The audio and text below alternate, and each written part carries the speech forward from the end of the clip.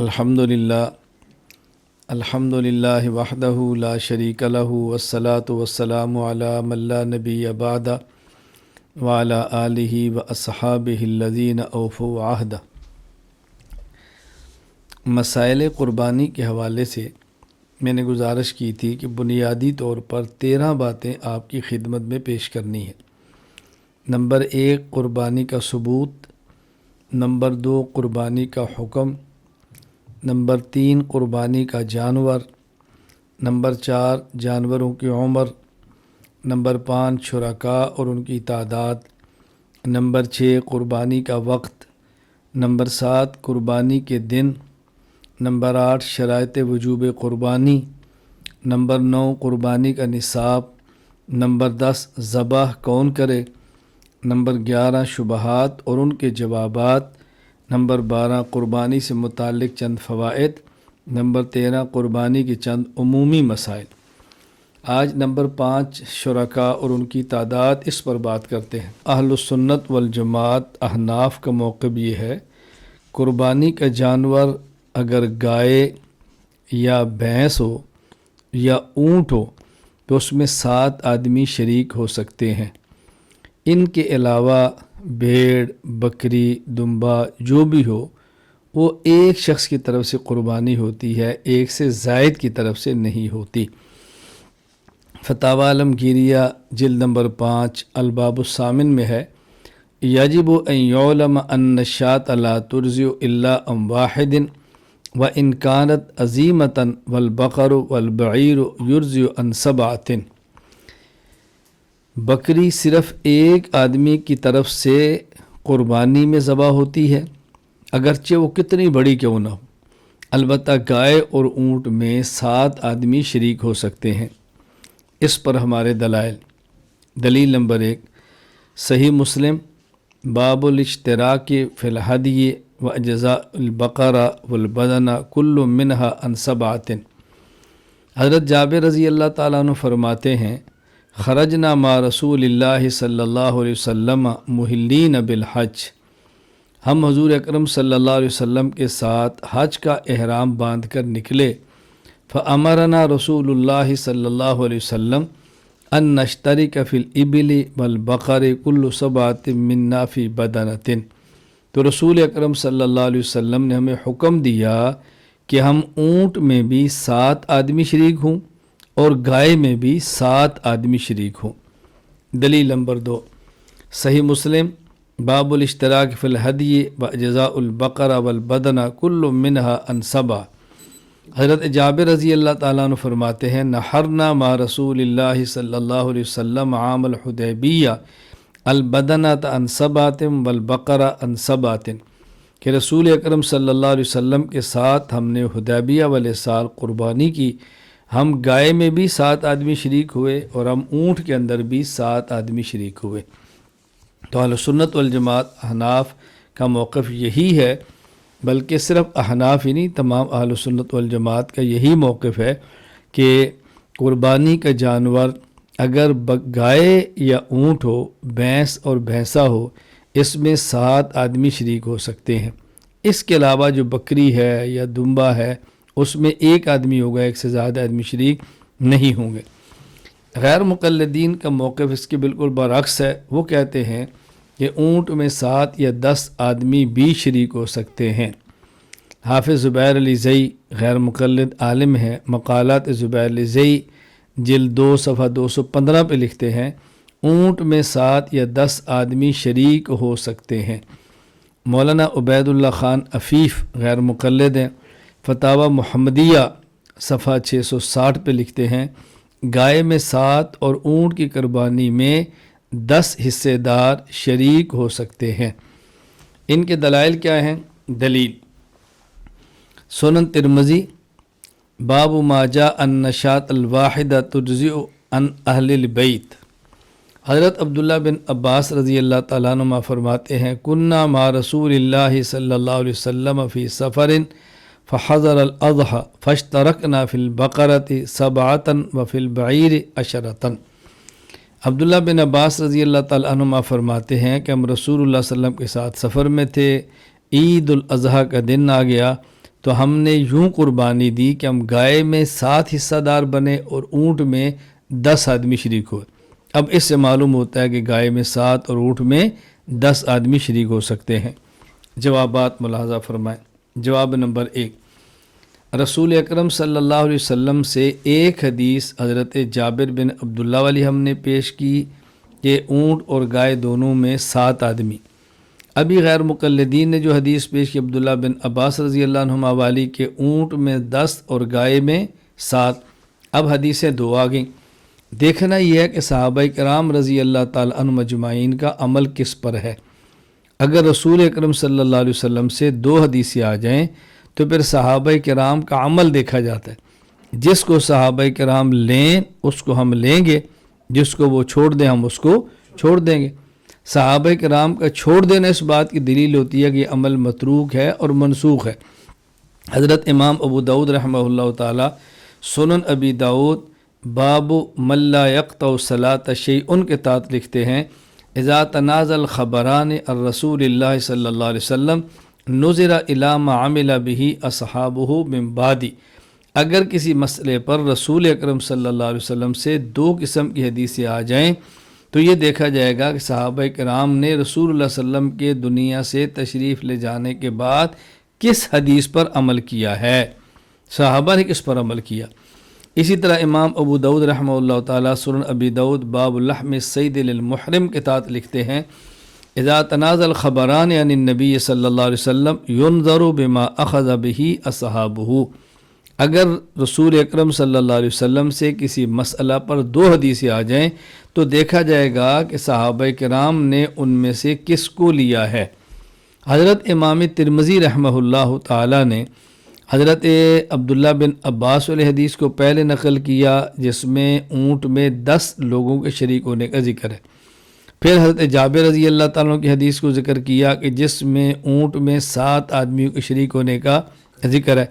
اس کے بعد امام ترمذی رحمہ اللہ فرماتے ہیں والعمل على هذا عند اہل العلم من اصحاب النبی صلی اللہ علیہ وسلم وغیرہم۔ سنن ترمذی باب ما جاء النشاط الواحدہ ترجع عن اہل البیت کہ رسول اکرم صلی اللہ علیہ وسلم کی جو حضرت جابر والی حدیث ہے کہ نبی پاک صلی اللہ علیہ وسلم کی موجودگی میں صحابہ کرام اونٹ کے اندر 7 آدمی شریک ہوئے، صحابہ کرام کا عمل اس پر ہے۔ تو معلوم ہوا کہ جس میں اونٹ میں 10 آدمیوں کی شرکت کا ذکر ہے وہ حدیث متروک ہے، اور جس میں 7 آدمیوں کے شریک ہونے کا ذکر ہے وہ حدیث معمول ہے، اور ضابطہ ہے پھر معمول کو لیں گے اور متروک کو چھوڑ دیں گے۔ جواب نمبر 2، حضرت امام ترمذی رحمہ اللہ تعالی پہلے حدیث لائے حضرت جابر والی، پہلے حدیث عبداللہ بن عباس والی کہ جس میں ہے کہ اونٹ میں 7 آدمی شریک ہوئے ہیں۔ پھر لائے حدیث جابر جس میں ہے کہ اونٹ میں 7 آدمی شریک ہوئے ہیں۔ پہلے لائے حدیث عبداللہ بن عباس کے جس میں ہے کہ اونٹ میں 10 آدمی شریک ہوئے۔ پھر لائے حدیث جابر کے جس سے معلوم ہوا کہ اونٹ میں 7 آدمی شریک ہوئے۔ اب حضرت امام ترمذی 10 والی کو پہلے لائے اور 7 والی کو بعد میں لائے، اور جب ایک محدث ایک مسئلے پر 2 حدیثیں لائے، ایک مسئلے پر 2 حدیثیں لائے تو محدثین کی عام عادت یہ ہے کہ جو حدیث ان کے یہاں منسوخ ہو اس کو پہلے لاتے ہیں اور جو ان کے یہاں ناسخ ہو اس کو بعد میں لاتے ہیں۔ تو معلوم ہوا کہ امام ترمذی رحمۃ اللہ علیہ کے یہاں بھی اونٹ میں 10 آدمی شریک ہوں یہ حدیث منسوخ ہے، اور 7 آدمی شریک ہوں یہ ناسخ ہے، تو منسوخ کو چھوڑ دیتے ہیں اور ناسخ کو لے لیتے ہیں۔ چنانچہ یہ ضابطہ حضرت امام ابو زکریا یحییٰ بن شرف النووی رحمہ اللہ تعالی وفات 676 ہجری وہ شرح مسلم للنووی باب الوضو مما مست النار کے اندر فرماتے ہیں بہذہ عادت مسلم وغیر من ائمۃ الحدیث یذکرون الاحادیث التي يرون منسوخة ثم يعقبونها بالناسخ۔ حضرت امام مسلم اور دیگر محدثین کی مبارک عادت یہ ہے وہ پہلے اس حدیث کو لاتے ہیں جو ان کے ہاں منسوخ ہوتی ہے اور بعد میں وہ لاتے ہیں جو ان کے ہاں ناسخ ہوتی ہے۔ ہم یہ نہیں کہتے کہ اونٹ میں 10 آدمیوں کے شریک ہونے کی حدیث ہی نہیں، حدیث ہے لیکن منسوخ ہے، اور 7 شریکوں تو یہ حدیث ہے لیکن ناسخ ہے۔ جواب نمبر 3، اب دیکھو رسول اکرم صلی اللہ علیہ وسلم سے 2 حدیثیں آ گئی، ایک حدیث آ گئی فعلی اور ایک آ گئی قولی۔ حضرت عبداللہ بن عباس رضی اللہ تعالی عنہما والی جو حدیث ہے یہ حدیث فعلی ہے، حضرت جابر رضی اللہ عنہ جو حدیث ہے یہ قولی ہے۔ دیکھیں حضرت عبداللہ بن عباس فرماتے ہیں کنّا مع رسول اللہ صلی اللہ علیہ وسلم فی سفر فحضر الاضحیٰ فاشترکنا فی البقرۃ سبعۃ وفی البعیر عشرۃ، کہ ہم رسول اللہ صلی اللہ علیہ وسلم کے ساتھ سفر میں تھے تو ہم نے جب قربانی کی تو گائے میں 7 تھے اور اونٹ میں 10 تھے۔ یہ فعل ہوا نا، عمل ہوا۔ اور حضرت جابر رضی اللہ تعالیٰ فرماتے ہیں کہ رسول اکرم صلی اللہ علیہ وسلم فَأَمَرَنَا رسول اللہ صلی اللہ علیہ وسلم أَن نَشْتَرِكَ فِي الْإِبِلِ وَالْبَقَرِ كُلُّ سَبْعَةٍ مِنَّا فِي بَدَنَةٍ، رسول اللہ صلی اللہ علیہ وسلم نے ہمیں حکم دیا تھا کہ ہم گائے میں بھی 7 آدمی شریک ہوں، اونٹ کے اندر بھی 7 ہوں۔ تو حضرت جابر والی حدیث جس میں 7 کا ذکر ہے وہ قولی ہے، اور عبداللہ بن عباس رضی اللہ عنہ کی حدیث جس میں 10 کا ذکر ہے وہ فعلی ہے۔ جب قولی اور فعلی حدیث میں تعارض ہو جائے تو محدثین کے ہاں پھر ترجیح حدیث قولی کو ہوتی ہے، اس لیے ترجیح حضرت جابر والی حدیث کو ہے۔ چنانچہ امام ابو زکریا یحییٰ بن شرف النووی رحمہ اللہ وفات 676 ہجری شرح مسلم للنووی باب تحریم نکاح المحرم کے اندر فرماتے ہیں انہ تعارض القول والفعل والصحیح حینئذ عند الاصولیین ترجیح القول، صحیح بات یہ ہے کہ جب حدیث قولی حدیث فعلی میں تعارض ہو جائے تو حدیث قولی کو پھر ترجیح دی جاتی ہے۔ اس لیے ہم ان دلائل کی بنیاد پر کہتے ہیں کہ یہ بات ذہن نشین فرما لیں کہ گائے میں 7 آدمی شریک ہوں، اونٹ میں بھی 7 آدمی شریک ہوں۔ غیر مقلدین کا یہ کہنا کہ اونٹ میں 10 آدمی شریک ہوں یہ بے دلیل بات ہے۔ بکری کے متعلق اہل سنت والجماعت کا موقف یہ ہے کہ اگر قربانی کا جانور بکری یا بکرا، بھیڑ یا مینڈا یا دمبا دمبی ہو تو ایک آدمی کی طرف سے قربانی ہوتی ہے، ایک سے زائد کی طرف سے بکری کی قربانی نہیں ہوتی۔ ہماری دلیل فتاوی عالمگیریہ جلد 5 الباب الثامن میں ہے یجب ان یعلم ان الشاة لا ترضع الا واحدۃ وان كانت عظیمۃ، بکری ایک آدمی کی طرف سے ہوتی ہے خواہ بکری کتنی بڑی ہی کیوں نہ ہو۔ دلیل نمبر 1 سنن ابن ماجہ کتاب الاضاحی باب کم یرضع من الغنم عن البدنہ عن ابن عباس رضی اللہ تعالیٰ عنہما ان النبی صلی اللہ علیہ وسلم اتاہ رجل فقال ان علی بدنہ وانا موسر بها ولا اجدها فاشتریها فامرہ النبی صلی اللہ علیہ وسلم ان یبتاع 7 شیاۃ فیذبحہن۔ عبداللہ بن عباس رضی اللہ عنہ فرماتے ہیں کہ رسول اللہ صلی اللہ علیہ وسلم کے پاس ایک شخص آیا اور حاضر ہو تو اس نے کہا اللہ کے نبی مجھ پر بڑا جانور واجب ہے اور میرے پاس بڑے جانور کے پیسے بھی ہیں لیکن مجھے بڑا جانور مل نہیں رہا۔ تو اللہ کے نبی نے فرمایا کہ تم فامر، حضور نے حکم دیا ان یبتاع 7 شیاۃ کہ تم 7 بکریاں لو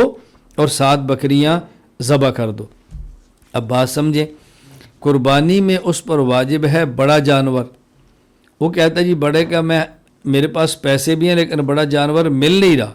تو رسول اللہ صلی اللہ علیہ وسلم یہ نہیں فرمایا کہ اس بڑے جانور کے بدلے تم ایک بکری ہی ذبح کر لو، بلکہ فرمایا کہ 7 بکریاں خریدو اور وہ 7 ذبح کرو۔ تو معلوم ہوا بکری ایک ہی حصے کی ہوتی ہے اور ایک آدمی کی طرف سے ہوتی ہے۔ یہ بات اچھی طرح ذہن نشین فرما لیں۔ دلیل نمبر 2 حضرت عبداللہ بن عمر رضی اللہ تعالی عنہما فرماتے ہیں الشاۃ ام واحد اعلاء سنن علامہ ظفر عثمانی رحمہ اللہ تعالیٰ کی باب ان البدنۃ عن 7 کہ بکری ایک ہی شخص کی طرف سے ہوتی ہے، زیادہ افراد کی طرف سے نہیں ہوتی۔ غیر مقلدین کا موقف یہ ہے کہ بکری میں 7 گھر والے شریک ہو سکتے ہیں، بکری 7 آدمیوں کی طرف سے قربانی میں ذبح ہوتی ہے۔ مانامہ الحدیث شمارہ 55 صفحہ بھی 55 ہے کہ بکری میں 7 گھر والے شریک ہو سکتے ہیں۔ دلیل ان کی نمبر 1 سنن ترمذی باب ما جاء ان الشاۃ الواحدۃ ترضی عن اہل البیت۔ حضرت عطا بن یسار فرماتے ہیں میں نے ابو ایوب انصاری رضی اللہ تعالیٰ عنہ سے پوچھا سألت ابا ایوب الانصاری رضی اللہ عنہ کیف کانت الضحایا علی عہد رسول اللہ صلی اللہ علیہ وسلم، رسول اکرم صلی اللہ علیہ وسلم کے دور میں قربانی کیسی ہوتی تھی؟ انہوں نے فرمایا کان الرجل یضحی بالشاۃ عنہ وعن اہل بیتہ، ایک آدمی بکری ذبح کرتا اپنی طرف سے بھی اور اپنے گھر والوں کی طرف سے بھی، فیأکلون ویطعمون، یہ خود بھی کھاتے اور دوسروں کو بھی کھلاتے، حتیٰ تباہ الناس فصارت کما ترا،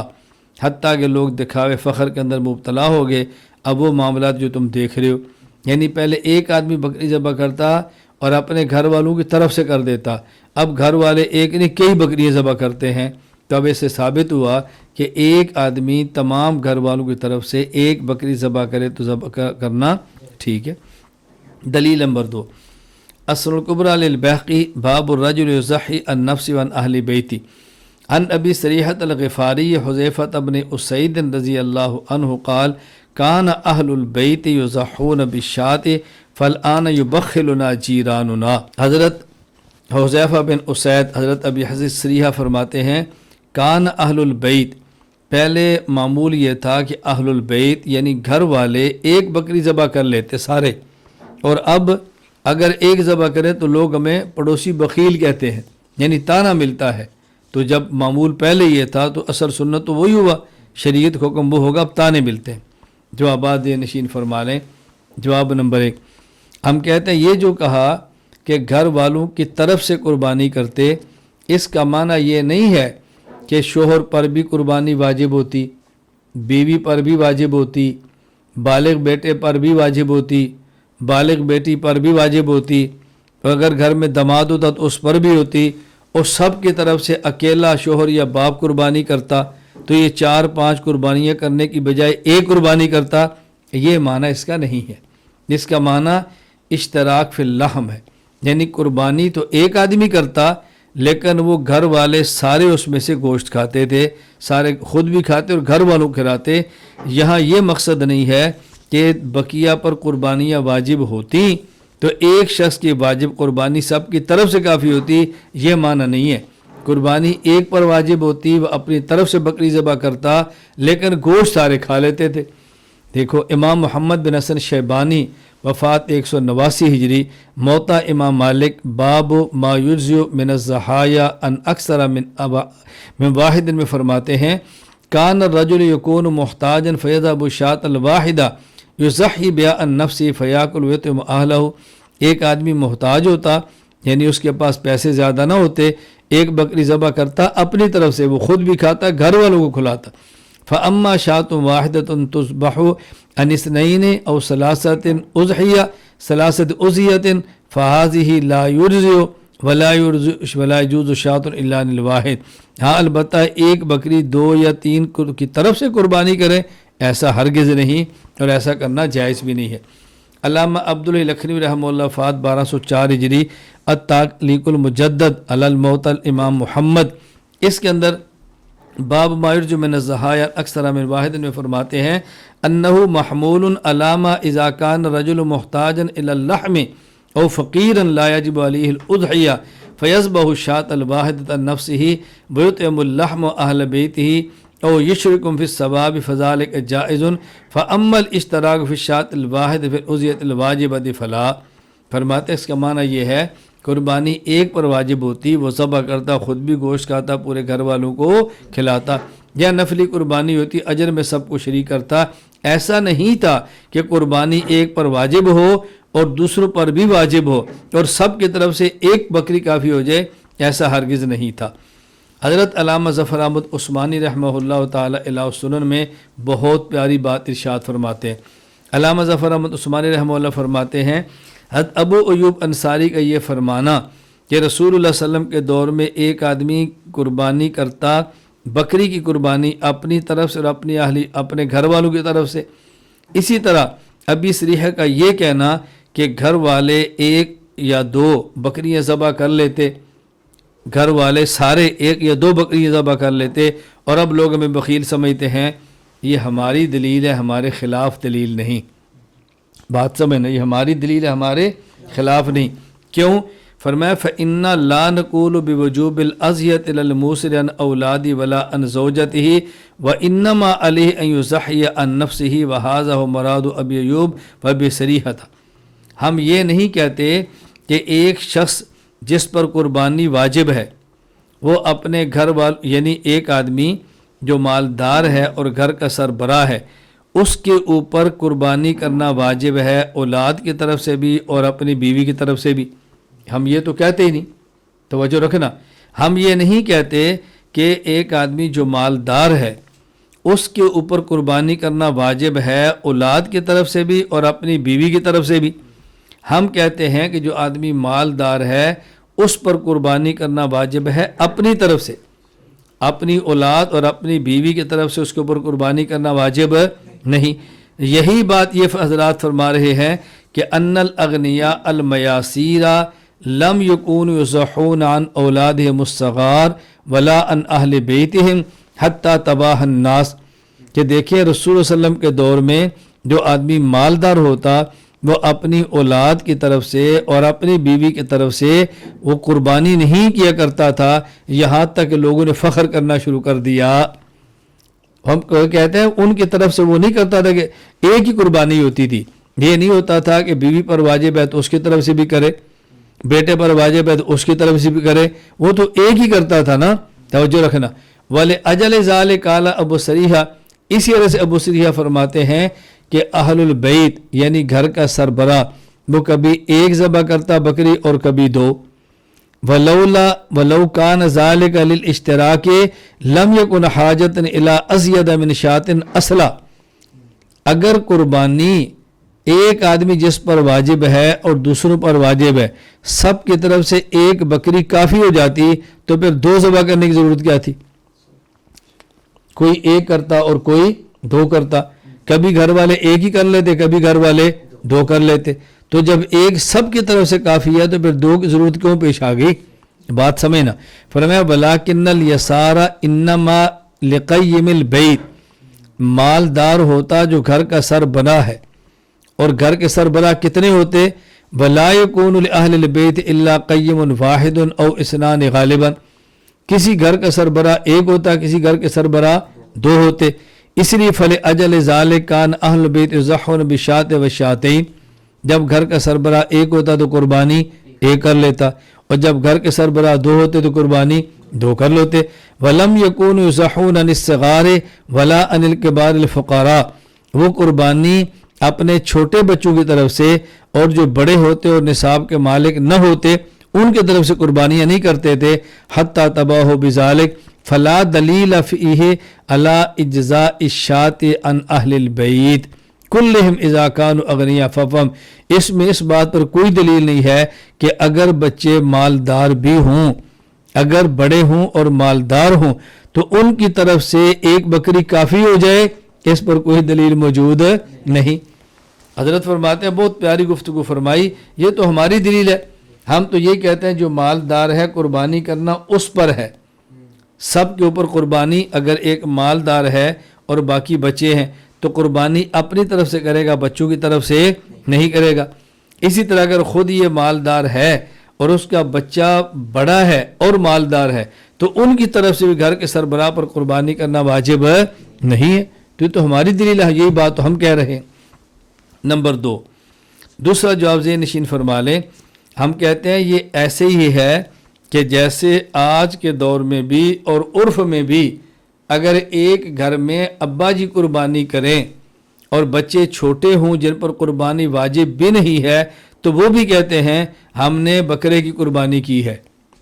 ہم نے بکرے کی قربانی کی ہے، ہم نے دمبے کی قربانی کی ہے، حالانکہ ان بچوں نے تو قربانی نہیں کی ہوتی نا، قربانی تو باپ نے کی ہوتی ہے لیکن نسبت پورے گھر کی طرف سے ہو جاتی ہے۔ یہی معنی ان احادیث کا ہے کہ گھر کا سربراہ قربانی سب کی طرف سے کرتا، یعنی چونکہ سربراہ ہوتا تھا تو اس کی قربانی ایسے شمار ہوتی کہ جیسے پورے گھر والوں نے قربانی کر لی ہے۔ یہ بات اچھی طرح ذہن نشین فرما لیں۔ جواب نمبر 3، ہم کہتے ہیں کہ یہ جو قربانی کرتے اور باقی اس کے اندر شریک ہوتے، یہ قربانی واجب نہیں ہوتی بلکہ قربانی نفلی ہوتی، اور نفلی قربانی میں صرف گھر والے نہیں آپ پوری امت کو بھی شریک کرنا چاہتے، کوئی حرج کی بات نہیں ہے۔ کتاب الاثار بروایت امام محمد کی باب الاضحیہ حدیث نمبر 790 حضرت حیثم عبد الرحمن بن ثابت سے نقل کرتے ہیں ان النبی صلی اللہ علیہ وسلم ضحى بقبشین املحین ذبح احدہما عن نفسی والآخر عمن قال لا الہ الا اللہ محمد رسول اللہ،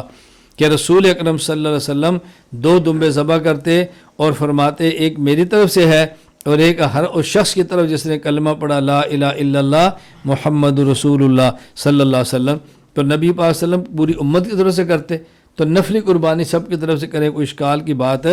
نہیں ہے۔ یہی بات امام بدر الدین محمود بن احمد بن موسیٰ العینی رحمہ اللہ، وفات 855 ہجری، عمدۃ القاری کتاب الحج، باب فمن تمتع بالعمرۃ الحج کے تحت فرماتے ہیں وَأَمَّا مَا رُوِيَ أَنَّهُ صلی اللہ علیہ وسلم ضحیٰ بِشَاةٍ عَنْ أُمَّتِهِ فَإِنَّمَا كَانَتْ تَطَوُّعًا، یہ نفلی تھی اس لیے حضور پوری امت کے سے فرما لیتے۔ زبدۃ المحدثین مولانا خلیل احمد سہارنپوری رحمہ اللہ تعالی وہ لکھتے ہیں بذل المجہود شرح سنن ابی داؤد کتاب الضحایا باب فی الشاة ضحی بہا عن جماعت کے اندر انہ علیہ السلام انما فعل ذلک لاجل الثواب وهو انہ جعل ثواب تضحیۃ بشاة واحدۃ لامتی لا للاجزاء وسقوط التعبد منہم۔ رسول اللہ صلی اللہ علیہ وسلم نے جو ایک بکری ذبح کی وہ اس وجہ سے نہیں تھی کہ باقی امت کے لیے کافی ہو گئی، اور نہ ہی اس وجہ سے تھی کہ باقی امت اب قربانی والی عبادت نہ کرے، بلکہ وہ اس لیے تھا کہ سب کو ثواب مل جائے۔ اس لیے بات اچھی طرح ذہن نشین فرما رہے، الجھن میں نہ رہے۔ ہاں البتہ اتنی بات ضرور ہے، اگر ایک بکری کئی آدمیوں کی طرف سے کافی ہو جائے تو اس پر کئی ایک اشکال ہوں گے۔ پہلا اشکال یہ ہے کہ اہل بیت میں نابالغ بچہ بھی ہے، نابالغ پر قربانی واجب ہی نہیں، تو اس کی طرف سے کافی ہونے کا معنی کیا ہوا؟ دوسرا اشکال یہ ہے اگر زکوٰۃ کے مسئلے میں بیوی صاحب نصاب ہو تو بیوی پر کچھ زکوٰۃ دینا الگ سے فرض ہے، یہ نہیں کہ شوہر زکوٰۃ دے دے تو بیوی کو دینے کی ضرورت نہیں۔ تو اگر زکوٰۃ شوہر پر بھی فرض ہو بیوی پر بھی فرض ہو، دونوں صاحب نصاب ہوں تو بیوی کو الگ سے زکوٰۃ دینی پڑتی ہے، شوہر کا خود صاحب نصاب ہو کر زکوٰۃ دینا اتنے کافی نہیں ہے، بیوی اپنی زکوٰۃ ادا کرے۔ تو اگر زکوٰۃ کے مسئلے پر بیوی کے ذمہ لازم ہے تو صاحب نصاب ہو تو اس کی طرف سے قربانی اپنی ہوگی، شوہر کی دی قربانی اس کی طرف سے کیسے کافی ہو سکتی ہے؟ نمبر 3، گائے اور اونٹ میں 7 آدمی شریک ہیں، اگر ایک بکری 7 افراد کی طرف سے یا پورے گھر والوں کی طرف سے کافی ہے تو پھر ایک اونٹ یا ایک گائے یہ پورے گھر والوں کی طرف سے کافی کیوں نہیں ہے؟ میں تو اس سے بڑھ کر کہتا ہوں اگر ایک بکری پورے خاندان کی طرف سے کافی ہے تو ایک گائے پورے خاندان کی طرف سے کافی ہونی چاہیے، اور ایک اونٹ یہ پورے گاؤں کی طرف سے کافی ہو جانا چاہیے، پھر اتنی قربانی دینے کی ضرورت کیا پیش ہے؟ اللہ تعالیٰ میں بات سمجھنے کی توفیق عطا فرمائے، بات سمجھنے کی کوشش کرے۔ یہاں ایک مسئلہ ذہن نشین فرما لیں کہ اونٹ اور گائے میں 7 آدمی شریک ہو سکتے ہیں، 7 سے زیادہ شریک نہیں ہو سکتے، لیکن 7 سے کم شریک ہونا چاہیں تو اس کی گنجائش موجود ہے، یعنی 6 آدمی شریک ہو جائیں، 5 آدمی شریک ہو جائیں، 4 شریک ہو جائیں، 3 ہو جائیں، 2 ہو جائیں، لیکن ان میں سے کسی ایک کا حصہ بھی 7ویں حصے سے کم نہیں ہونا چاہیے، یہ ذہن نشین فرما لیں۔ مثلا 2 آدمی ہیں، ایک آدمی کے 6.5 حصے ہیں اور ایک آدمی کا آدھا حصہ ہے، ایسا نہیں ہو سکتا۔ یہ ہو سکتا ہے ایک آدمی کے 2 ہو جائیں اور ایک کے 5 ہو جائیں۔ علامہ علاء الدین ابو بکر بن مسعود بن احمد القاسانی رحمہ اللہ، وفات 587 ہجری، بدائع الصنائع فی ترتیب شرائع کتاب التضحیہ کے تحت ارشاد فرماتے ہیں ولا يجوز بعیر واحد ولا بقرۃ واحدۃ اکثر من 7 ويجوز ذلك عن 7 واقل من ذلك، اونٹ اور گائے 7 سے زائد آدمیوں کی طرف سے جائز نہیں، ہاں البتہ 7 کی طرف سے یا 7 سے کم آدمی شریک ہونا چاہے تو جائز ہے۔ ولا شک فی جواز بدنۃ او بقرۃ ان اقل من 7 بان اشترک 2 او 3 او 4 او 5 او 6 فی بدنۃ او بقرۃ لانه لما جاز السبع فزیادۃ اولا، فرماتے ہیں اس لیے کہ جب ایک آدمی کے لیے 7واں حصہ اونٹ یا گائے میں سے لینا جائز ہے تو 7ویں سے زائد لینا تو بطریق اولا جائز ہوگا۔ اگر 7واں حصہ لے سکتا ہے تو یہ 7ویں سے زائد لینا چاہے تو پھر کیوں نہیں لے سکتا؟ اس لیے ارشاد فرماتا ہے وَسَوَاءٌ اتَّفَقَتِ الْأَنْصِبَاءُ فِي الْقَدْرِ أَوِ اخْتَلَفَتْ بِأَنْ يَكُونَ لِأَحَدِهِمُ النِّصْفُ وَلِلْآخَرِ الثُّلُثُ وَلِلْآخَرِ السُّدُسُ بَعْدَ أَلَّا يَنْقُصَ عَنِ السُّبُعِ، اس میں کسی بھی آدمی کا حصہ 7ویں سے کم نہیں ہونا چاہیے۔ یہ ذہن نشین فرما لیں۔ مثلا یہ کہنا چاہتے ہیں کہ ایک کے اندر 7 نہ شریک ہوں بلکہ 9 شریک ہوں، 6 آدمی تو 7واں ہی تو حصہ لے لیں، اور جو ایک حصہ بچے اس کے اندر 2 ہو جائے، آدھا میرا آدھا اس کا، یہ نہیں ہو سکتا، اس کی کوئی صورت ہی نہیں ہے۔ یا 7 آدمی شریک ہوں یا 7 سے کم شریک ہو، اس کی گنجائش نہیں ہے کہ کسی آدمی کا حصہ 7ویں سے کم ہو، اس لیے چاہے تو 7 ہو جائیں اور 7 سے کم ہو جائیں، کوئی حرج کی بات نہیں ہے، لیکن کسی کا حصہ 7ویں حصے سے کم نہیں ہونا چاہیے۔ شرکائے قربانی میں سے ہر ایک کا مسلمان ہونا ضروری ہے۔ اگر کوئی ایک بھی قربانی میں شریک مسلمان نہ ہوا تو کسی ایک کی بھی قربانی نہیں ہوگی۔ امام ابو الحسن فخر الدین حسن بن منصور بن عبد العزیز المعروف قاضی خان وفات 592 فتاوی قاضی خان میں فرماتے ہیں وَلَا بِاشْتَرَكَ سَبْعَةٌ فِي بَدَنَةٍ وَوَاحِدٌ مِّنْهُمْ مُشْرِكٌ كَانَ الْكُلُّ لَحْمًا، اگر 7 آدمی بڑے جانور میں شریک ہوئے، ان میں ایک مشرک تھا تو کسی ایک کی بھی قربانی نہیں ہوگی۔ اسی طرح فتاوی عالمگیریہ میں ہے وَلَوْ كَانَ أَحَدُ الشُّرَكَاءِ ذِمِّيًّا كِتَابِيًّا أَوْ غَيْرَ كِتَابِيٍّ وَهُوَ يُرِيدُ اللَّحْمَ أَوْ يُرِيدُ الْقُرْبَةَ فِي دِينِهِ لَمْ يُرْزِهُمْ عِنْدَنَا، اگر شرکاء میں سے ایک ذمی چاہے کتابی ہو یا غیر کتابی اور اس شریک کی نیت گوشت کھانے کی ہو یا وہ اپنے دین کے مطابق عبادت کا ارادہ رکھتا ہو تو کسی کی بھی قربانی نہیں ہوگی۔ دلیل دیکھیں، قربانی کرنا ایک نیکی اور ایک قربت ہے، اور کافر کا کوئی بھی نیک عمل قبول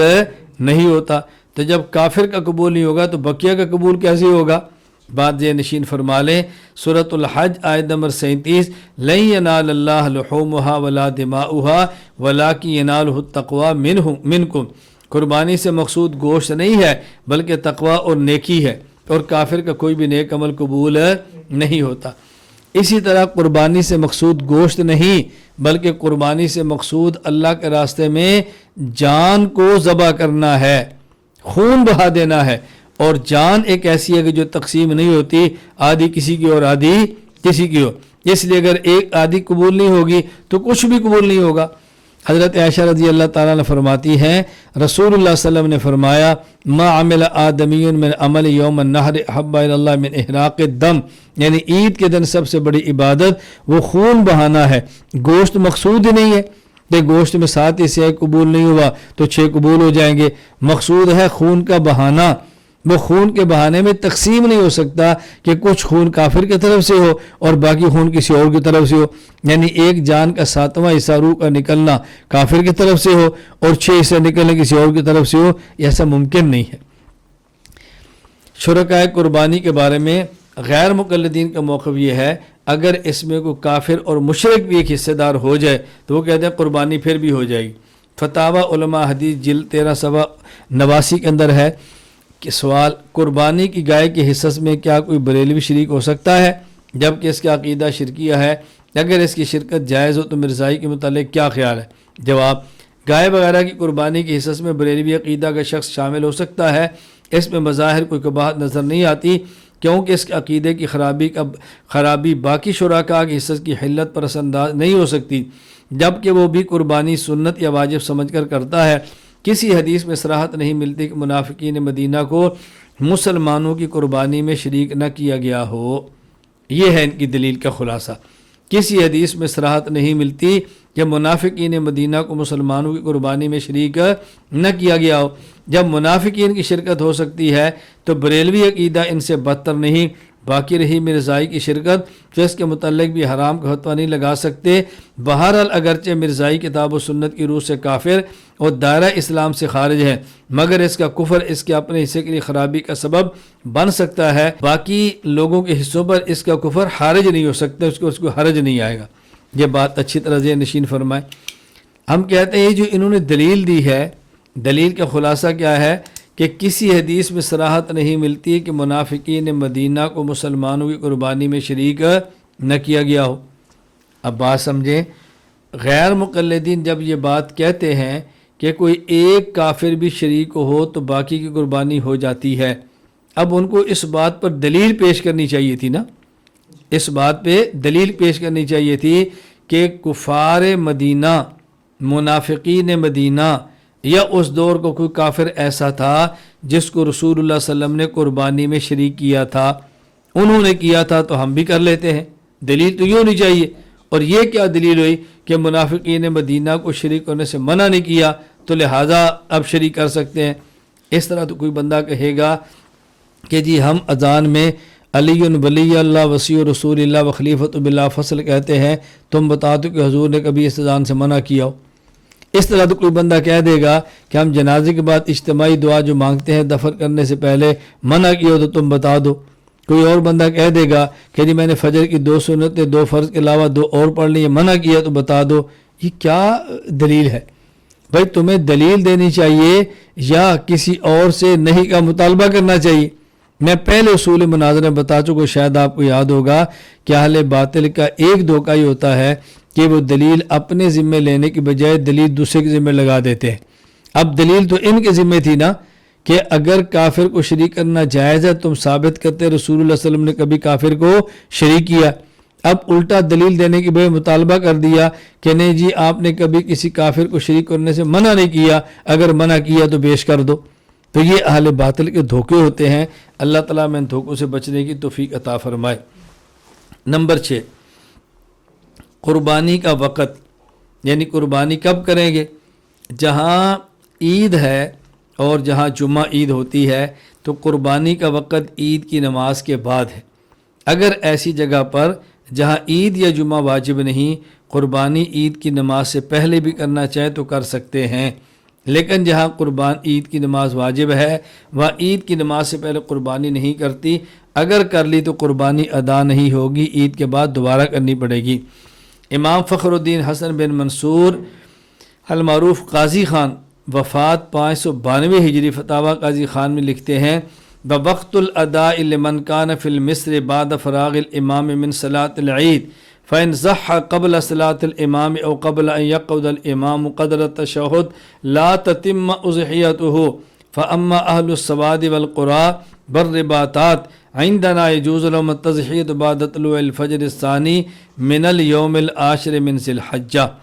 کہ جہاں عید کی نماز ہے وہاں عید کی نماز سے پہلے قربانی کی تو قربانی ادا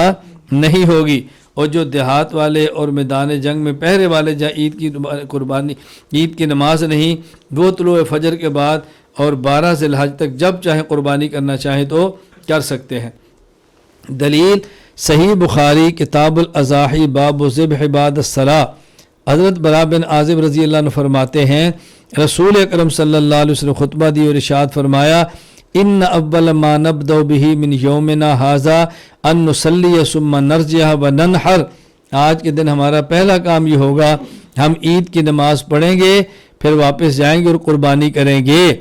فمن فعل فقد اصاب سنتنا، جس نے اسی طرح قربانی کی، پہلے عید پڑھی پھر قربانی دی، اس نے ہمارے طریقے کے مطابق چلا۔ ومن نحر فانما هو لحم يقدمه لاهله ليس من النسك في شيء، اور جس آدمی نے عید کی نماز سے پہلے قربانی کر لی تو اس آدمی کا ہم سے کوئی تعلق یعنی اس نے ایک ایسا کام کیا کہ جیسے عام دنوں میں ذبح کر کے گوشت کھا لیتے ہیں، اس کا قربانی سے کوئی تعلق نہیں ہے۔ قربانی کے دن اہل سنت والجماعت کے قربانی کے 3 دن ہیں۔ اہل سنت والجماعت احناف کے ہاں قربانی کے 3 دن ہیں۔ 10 ذی الحج سے وقت شروع ہوگا اور 12 ذی الحج کو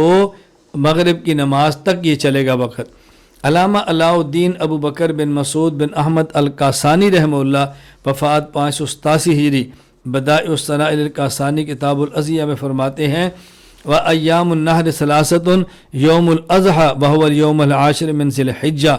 وَالْحَادِي عَشَرُ وَالثَّانِي عَشَرُ وَذَلِكَ بَعْدَ طُلُوعِ الْفَجْرِ مِنَ الْيَوْمِ الْأَوَّلِ إِلَى غُرُوبِ الشَّمْسِ مِنَ الثَّانِي عَشَرِ، فرمایا کہ جو قربانی ہے یہ 10 ذی الحج کو، 11 ذی الحج کو اور 12 ذی الحج کو ہے، اور کب تک؟ طلوع فجر، 10 ذی الحج کی طلوع فجر سے لے کے یہ 12 ذی الحج کی عصر تک ہے۔ طلوع فجر کے بعد وقت شروع ہو جاتا ہے، لیکن کن کے لیے؟ جہاں قربانی کی یا عید کی نماز نہیں ہے۔ عید کی نماز، تو پھر اس کا وقت شروع ہوگا عید کی نماز کے بعد۔ دلائل نمبر 1 سورۃ الحج آیت نمبر 28، اللہ تعالیٰ فرماتے ہیں اعوذ باللہ من الشیطان الرجیم بسم اللہ الرحمن الرحیم لیشہدوا منافع لہم ویذکروا اسم اللہ فی ایام معلومات، تاکہ لوگ اپنے فوائد کے لیے موجود ہوں اور ایام مقررہ میں ان مخصوص چوپایوں پر اللہ کا نام لیں۔ مخصوص ایام میں، ایام مقررہ میں، وہ ایام مقررہ کون سے ہیں؟ تفسیر ابن ابی حاتم الرازی، حضرت امام ابو محمد عبد الرحمن بن محمد بن ادریس الرازی، وفات 327 ہجری، وہ لکھتے ہیں قال عبداللہ بن عمر رضی اللہ عنہما المعلومات یوم النحر و یومان بعدہ، یہ جو اللہ تعالیٰ فرماتے ہیں کہ مقررہ دنوں میں آئیں، چوپاؤں کا نام لیں، ان مقررہ دنوں سے مراد قربانی کا دن 10 ذی الحج ہے اور 11 اور 12 2 دن اس کے بعد ہیں۔ اب دیکھو آیت کی تفسیر کی ہے صحابی نے، اور جب آیت کی تفسیر صحابی کرے تو امام ابو عبداللہ محمد بن عبداللہ بن محمد الحاکم، وفات 405 ہجری، المستدرک الحاکم سورۃ الفاتحہ کے تحت لکھتے ہیں لیعلم طالب ھذا العلم ان تفسیر الصحابی الذی شاہد الوحی والتنزیل عند شیخین حدیث مسند، یہ طالب علم کو بات جان لینی چاہیے کہ صحابی جب حدیث کی تفسیر کرے تو وہ حضرت امام بخاری، امام مسلم کی حدیث مسند ہوتی ہے، تو گویا یہ حدیث مسند ان نے بیان فرمائی۔ دلیل نمبر 2 صحیح بخاری باب ما یؤکل من لحوم الاضاحی، حضرت سلمہ بن اکوع رضی اللہ تعالیٰ عنہ فرماتے ہیں رسول اللہ صلی اللہ علیہ وسلم فرمایا من ضحی منکم فلا یصبحن بعد ثالثۃ وبقی فی بیتی منہ شیء، کہ تم میں سے جو شخص قربانی کرے تو تیسرے دن کے بعد اس کے گھر میں قربانی کے گوشت میں سے کچھ نہ رہنا چاہیے، یعنی 3 دن کے اندر گوشت ختم کرو۔ جب دیکھو 3 دن کے بعد چوتھے دن قربانی کا گوشت رکھنے کی اجازت نہیں ہے تو چوتھے دن قربانی کرنے کی اجازت کیسی ہوگی؟ ممکن نہیں ہے۔ ہاں یہ بات یہ نشین فرما لیں کہ ابتدا یعنی شروع میں رسول اللہ صلی اللہ علیہ وسلم نے فرمایا تھا قربانی کا گوشت 3 دن سے زیادہ رکھنے کی گنجائش نہیں، لیکن بعد میں آپ نے خود اجازت دے دی کہ تم 3 دن سے زیادہ قربانی کا گوشت رکھنا چاہو تو رکھ سکتے ہو۔ سنن نسائی کتاب الجنائز باب زیارت القبور کے اندر روایت موجود ہے، عبداللہ بن بریدہ رضی اللہ عنہ اپنے والد بریدہ سے نقل کرتے ہیں کہ رسول اللہ صلی اللہ علیہ وسلم فرمایا نہیتکم عن زیارت القبور فزوروها ونہیتکم عن لحوم الاضاحی فوق 3 ایام فامسکوا ما بدا لکم، میں پہلے تم کو منع کرتا تھا کہ قبرستان نہ جایا کرو، اب تمہیں قبروں کی زیارت کرنے کی اجازت دیتا ہوں۔ پہلے میں نے تمہیں منع کیا تھا کہ 3 دن سے زائد قربانی کا گوشت نہ رکھو، اب اجازت دے تم جتنے دن چاہو اپنے گھر میں گوشت رکھ سکتے ہو۔ یہ بات اچھی طرح ذہن نشین فرما لیں، 3 دن سے زائد قربانی کا گوشت رکھنے کی اجازت مل گئی، اس کا معنی یہ نہیں ہے کہ 3 دن کے بعد قربانی کرنے کی بھی اجازت مل گئی، کیونکہ گوشت رکھنے کی اجازت تو پورا سال ہے، اگر کوئی بندہ پورا سال بھی رکھنا چاہے تو پابندی نہیں، تو اس کا معنی یہ تو نہیں ہے کہ پورا سال تک قربانی بھی کرنا چاہے تو کر سکتا ہے۔ اس غلط فہمی کے اندر کبھی مبتلا نہیں ہونا۔ دلیل نمبر 3 احکام القرآن لابی جعفر احمد الطحاوی، اسی طرح موطا امام مالک کتاب الضحایا حضرت علی رضی اللہ عنہ فرماتے ہیں النحر 3 ایام، قربانی کے دن 3 ہیں۔ دلیل نمبر 4 احکام القرآن لابی جعفر الطحاوی حضرت عبداللہ بن عباس رضی اللہ عنہ فرماتے ہیں النحر یومان بعد یوم النحر وافضلها یوم النحر، قربانی کے دن 3 ہیں اور افضل دن وہ 10 ذی الحج ہے، افضل 10 ذی الحج، پھر 11 اور پھر 12۔ یہاں ایک بات ذہن نشین فرما لیں، یہ تو ہمارا موقف تھا جس پر ہم نے دلائل دیے ہیں کہ قربانی کے دن 3 ہیں، 10 11 اور 12۔ ہاں البتہ غیر مقلدین کا موقف یہ ہے کہ قربانی کے ایام 3 نہیں بلکہ قربانی کے ایام 4 ہیں، 10 11 12 اور 13۔ غیر مقلد عالم مولانا مبشر احمد ربانی جلد 2 صفحہ 316 پہ لکھتے ہیں قربانی کا وقت نماز عید کے بعد شروع ہوتا ہے اور 13 ذی الحجہ کو غروب آفتاب تک رہتا ہے۔ دلیل السنن الکبریٰ للبیہقی، امام ابو بکر احمد بن حسین بن علی البیہقی رحمہ اللہ وفات 458 ہجری۔ باب من قال الاضحیٰ جائز یوم النحر، فرماتے ہیں رواہ معاویۃ بن یحییٰ، یہ لفظ یاد رکھیں، رواہ معاویۃ بن یحییٰ الصدفی عن الزہری عن سعید بن المسیب مرۃ عن ابی سعید فمرۃ عن ابی ہریرہ رضی اللہ عنہما عن النبی صلی اللہ علیہ وسلم ایام التشریق کلھا ذبح، کہ رسول اللہ صلی اللہ علیہ وسلم نے فرمایا کہ ایام تشریق سارے کے سارے ذبح کے دن ہیں، اور ایام تشریق 10، 11، 12 اور 13 ہیں۔ معلوم ہوا کہ 4 کے 4 دن ایام تشریق بھی ہیں اور چاروں دن قربانی کے دن ہیں۔ جواب ذہن نشین فرما لیں۔ جواب نمبر 1، یہ حدیث موضوع ہے، یہ حدیث موضوع ہے۔ حضرت امام ابو محمد عبد الرحمن بن محمد بن ادریس بن مہران المعروف ابن ابی حاتم الرازی وفات 327 ہجری، وہ فرماتے ہیں معاویۃ بن یحییٰ الصدفی عن الزہری عن سعید بن المسیب عن ابی سعید، یہ نقل کی، پھر فرمایا ھذا حدیث کذب بھذا الاسناد، یہ حدیث اس سند کے ساتھ جھوٹ ہے۔ علل الحدیث ابن ابی حاتم الرازی۔ اسی طرح ایک اور مقام پر اپنے والد محمد بن ادریس المعروف ابو حاتم الرازی سے نقل کرتے ہیں ھذا حدیث موضوع عندی، یہ حدیث میرے یہاں موضوع اور من گھڑت ہے۔ اب ظاہر ہے من گھڑت حدیث استدلال کیسے لیں گے، اور اگر اس حدیث کو موضوع نہ مانیں تو کم از کم یہ حدیث ضعیف ضرور ہے۔ امام یحییٰ بن معین رحمہ اللہ تعالی فرماتے ہیں معاویۃ بن یحییٰ الصدفی لا شیء، معاویہ بن یحییٰ الصدفی کی حدیث میں کچھ حیثیت نہیں، ان کی حیثیت حدیث کے اندر کچھ بھی نہیں ہے۔ امام ابو زرع الرازی وفات 264 ہجری فرماتے ہیں لیس بقوی، معاویہ بن یحییٰ الصدفی حدیث کے معاملے میں قوی نہیں ہے۔ امام ابو محمد عبد الرحمن بن محمد یہ فرماتے ہیں احادیثہ کلھا مقلوبۃ الجرح والتعدیل، کہ معاویہ بن یحییٰ کی ساری حدیثیں یہ تبدیل ہو جاتی ہیں۔ علامہ شمس الدین محمد بن احمد بن عثمان ذہبی وفات 748 ہجری الکاشف فرماتے ہیں ضعفوہ، محدثین نے اس کو ضعیف قرار دیا۔ تو نمبر 1 یہ حدیث موضوع ہے، نمبر 2 اگر یہ موضوع نہ بھی نہ ہو تو یہ ضعیف ضرور ہے۔ اچھا، اسی طرح غیر مقلد عالم مولانا زبیر علی زئی فتاوی علمیہ میں فرماتے ہیں ایام تشریق میں ذبح والی روایت اپنی تمام سندوں کے ساتھ ضعیف ہے۔ اسی طرح مقالات زبیر علی زئی جلد 4 صفحہ 340 پہ لکھتے ہیں صحابہ کرام میں سے کسی ایک صحابی سے بھی باسند صحیح یا حسن لذات یہ ثابت نہیں کہ قربانی کے 4 دن ہیں۔ تو یا تو حدیث موضوع ہے یا حدیث کم از کم ضعیف ہے۔ اچھا، اور اس کے مد مقابل ایام تشریق کو رسول اللہ صلی اللہ علیہ وسلم نے کھانے پینے اور بیوی سے ہم بستر ہونے کے دن فرمایا، کھانے پینے جماع کے دن، اور وہ تمام احادیث صحیح ہیں۔ نمبر 1 صحیح مسلم باب تحریم صوم ایام تشریق عن نبیشۃ الحذلی رضی اللہ عنہ قال قال رسول اللہ صلی اللہ علیہ وسلم ایام التشریق ایام اکل و شرب، تشریق کے ایام کھانے اور پینے کے دن ہیں۔ سنن ترمذی باب ما جاء فی کراہیت الصوم فی ایام تشریق عن عقبۃ بن عامر رضی اللہ تعالیٰ عنہ قال قال رسول اللہ صلی اللہ علیہ وسلم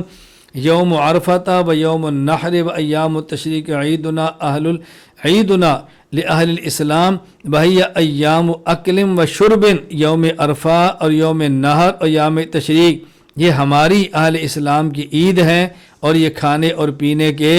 دن ہیں۔ سنن ابن ماجہ باب ما جاء فی النہی عن صیام ایام تشریق عن بشر بن سحیم رضی اللہ عنہ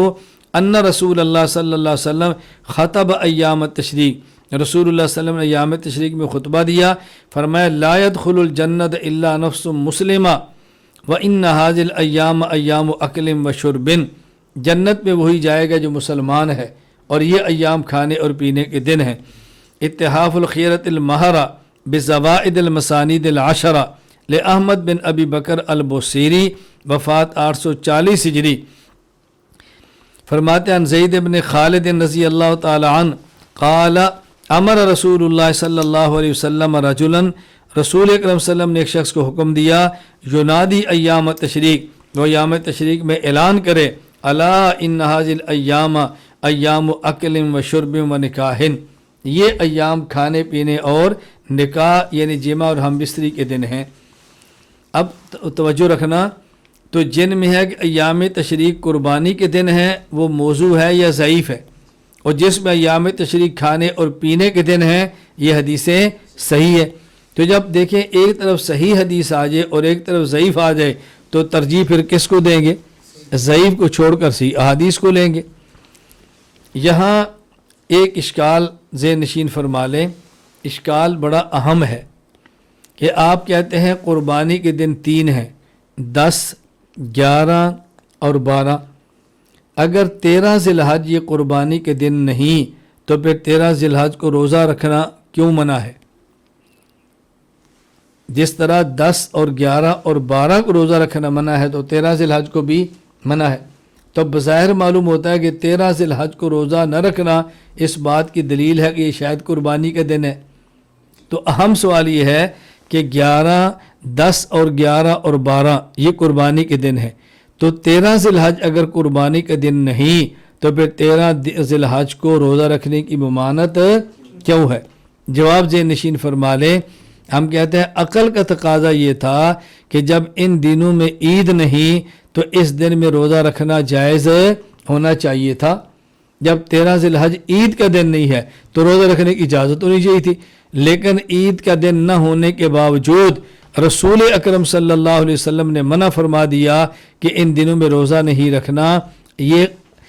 اس بنیاد پر ہے کہ ہم اگر عقل کے مقابلے میں نقل آ جائے تو پھر عقل کو قربان کر دیتے ہیں۔ یہ حناف کا ضابطہ ہے کہ جہاں بھی حدیث اور عقل کا تعارض آج پھر ہم عقل کی بات نہیں مانتے بلکہ نقل اور اللہ کے پیغمبر کی بات مانتے ہیں۔ چونکہ رسول اللہ صلی اللہ علیہ وسلم نے فرما دیا، حضرت سعید بن ابی وقاص کہتے ہیں امرنی رسول اللہ ان انادی ایام منا ان ایام اکل و شرب و بیعال فلا صوم فیہا، حضور نے مجھے حکم دیا تھا کہ جاؤ جا کے اعلان کرو کہ یہ ایام کھانے اور پینے اور بیعال کے دن ہیں، فلا صوم فیہا یعنی ایام تشریق، کہ ایام تشریق کے اندر تم نے روزہ نہیں رکھنا۔ تو اس کو ہم اس لیے نہیں کہتے یہ عقل کے خلاف ہے، ہم اس لیے کہتے ہیں کہ عقل سے ماورا ہے۔ تو بس عقل سے ماورا ہے، ہم عقل کی بنیاد پر حدیث کو نہیں چھوڑتے، ہاں حدیث کی بنیاد پر عقل کو چھوڑ دیتے ہیں۔ نمبر 8، شرائط وجوب قربانی۔ قربانی کس شخص پر واجب ہوگی؟ اس کے لیے 4 شرطیں ہیں۔ نمبر 1 مسلمان ہو، نمبر 2 آزاد ہو، نمبر 3 صاحب نصاب ہو، اور نمبر 4 یہ مقیم ہو۔ نمبر 1 مسلمان ہو، کیوں؟ علامہ علاء الدین ابو بکر بن مسعود بن احمد القاسانی وفات 587 ہجری بدائع الصنائع میں تحریر فرماتے ہیں لِأَنَّهَا قُرْبَةٌ وَالْكَافِرُ لَيْسَ مِنْ أَهْلِ الْقُرْبِ، اس لیے کہ قربانی عبادت اور نیکی ہے اور کافر عبادت کا اہل اور مکلف نہیں ہے۔ آزاد ہونا کیوں ضروری ہے؟ علامہ زین الدین ابراہیم بن محمد المارو ابن نجیم رحمہ اللہ وفات 970 ہجری البحر الرائق میں فرماتے ہیں لِأَنَّ الْعَبْدَ لَا يَمْلِكُ، قربانی تو اس پر ہوگی نا کہ جو کسی چیز کا مالک ہو، تو غلام تو چونکہ مالک ہی نہیں ہے لہذا اس پر قربانی کیوں ہوگی۔ نمبر 3 صاحب نصاب ہو۔ حضرت امام ابو عبداللہ محمد بن یزید ابن ماجہ القزوینی رحمہ اللہ وفات 273 ہجری سنن ابن ماجہ باب الاضاحی واجبۃ الاملاک کے تحت فرماتے ہیں حضرت ابو ہریرہ رضی اللہ تعالیٰ نے فرمایا کہ رسول اللہ صلی اللہ علیہ وسلم نے فرمایا من کان لہ ساعۃ ولم یضحی فلا یقربن مصلانا، جو شخص صاحب وسعت ہو اور پھر بھی قربانی نہ کرے تو ہمارے مصلی یعنی عیدگاہ کے قریب بھی نہ آئے۔ اب اس سے معلوم ہوتا ہے کہ قربانی کرنا واجب ہے لیکن اس شخص پر جو کہ صاحب وسعت ہو۔ اب صاحب وسعت کون ہوگا؟ نبی کریم صلی اللہ علیہ وسلم نے اتنی بات فرمائی کہ صاحب وسعت ہو، لیکن صاحب وسعت سے مراد کیا ہے؟ تو جب حدیث پاک میں ایک بات واضح نہ ہو تو اس کی وضاحت پھر فقہا اور مجتہدین فرماتے ہیں۔ تو یہاں وسعت سے مراد کیا ہے؟ یہ فقہا نے بات فرمائی کہ وسعت سے مراد یہ ہے کہ وہ صاحب نصاب ہو، یعنی جتنے نصاب پر زکوٰۃ آتی ہے اتنا نصاب اس کے بعد موجود ہوگی تو اس پر قربانی ہوگی، وگرنہ قربانی واجب نہیں ہوگی۔ علامہ علاؤ الدین ابو بکر بن مسعود بن احمد القاسانی وفات 587 ہجری بدائع الصنائع کتاب العضیہ فرماتے ہیں وَمِنْهَا الْغِنَاءُ لِمَا رُوِيَ عن رسول اللہ صلی اللہ علیہ وسلم انہ قال من وجد ساعة فلیضحی۔ صاحب وسعت ہونا ضروری ہے، مالدار ہونا ضروری ہے کہ اللہ کے نبی نے فرمایا جس کے بعد وسعت و قربانی کرے۔ وشرط علیہ الصلاۃ والسلام الساعة وی الغناء، اللہ کے نبی نے وسعت کو شرط قرار دیا، اور وہ کیا ہے؟ ان یکون فی ملکی مئۃ درہم او 20 دینارا او شیء تبلغ قیمت ذالک سوا مسکنہ وما یتأسس بہ وکسوتہ وخادمہ وفرسہ وسلاحہ وما لا یستغنی عنہ وهو نصاب صدقۃ الفطر۔ اور فرمایا وہ وسعت کیا ہے؟ 200 دراہم ہوں یا 20 دینار ہوں۔ آج کے دور میں 52.5 تولہ چاندی ہو یا اس کے بعد 7.5 تولہ سونا ہو، اور لیکن یہ مال اس سے علاوہ ہو جو اس کا گھر ہے، گاڑی ہے، خادم ہے، ضرورت کی چیزیں، اس سے زائد مال ہو، اس کے برابر ہو جائے۔ نمبر 4، مقیم و مسافر نہ ہو۔ مسافر پر قربانی واجب نہ ہونے کی وجہ حضرت علی رضی اللہ تعالی ارشاد فرماتے ہیں لیس علی المسافر اضحیۃ، مسافر پر قربانی واجب نہیں ہے۔ المحلہ حافظ ابو محمد علی بن احمد بن سعید ابن حزم وفات 456 ہجری رحمہ اللہ، ان المحلہ بالاسحار کے اندر اس روایت کو نقل کیا ہے۔ حضرت علی فرماتے ہیں کہ مسافر کے اوپر قربانی نہیں، اس کی بظاہر وجہ عدم حرج ہے کہ مسافر کی رعایت کی گئی ہے۔